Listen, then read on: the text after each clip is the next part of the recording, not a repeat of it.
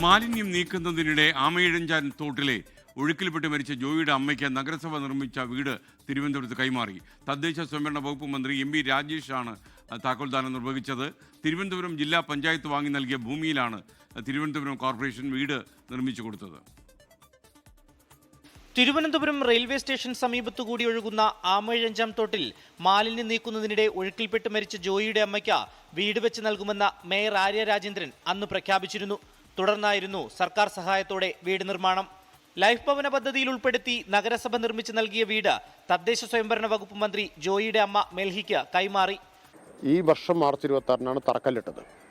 200 ദിവസത്തിനുള്ളിൽ വീട് പണി പൂർത്തിയാക്കിയിരിക്കുന്നു.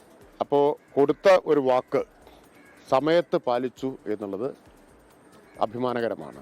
തിരുവനന്തപുരം ജില്ലാ പഞ്ചായത്ത് നെയ്യാറ്റിൻകര ചുള്ളിയൂരിൽ വാങ്ങി നൽകിയ 5 സെന്റ് ഭൂമിയിലായിരുന്നു വീട് നിർമ്മാണം.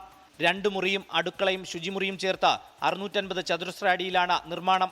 സ്വന്തമായി വീടില്ലാതിരുന്ന മെൽഹിയമ്മ സന്തോഷം പങ്കുവച്ചു. മേയർ എനിക്ക് ഒരുപാട് ഉപകാരം ചെയ്തു. ഞായറാഴ്ചയും ഇവിടെ വന്ന് ഇവിടെ ഒന്നെല്ലാം കണ്ട് സംസാരിച്ച് കടന്നുപോയതാണ്.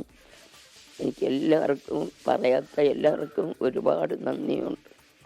പ്രഖ്യാപനം നടത്തി സമയബന്ധിതമായാണ് നഗരസഭ വീടിന്റെ നിർമ്മാണം പൂർത്തിയാക്കിയത്. 24 തിരുവനന്തപുരം.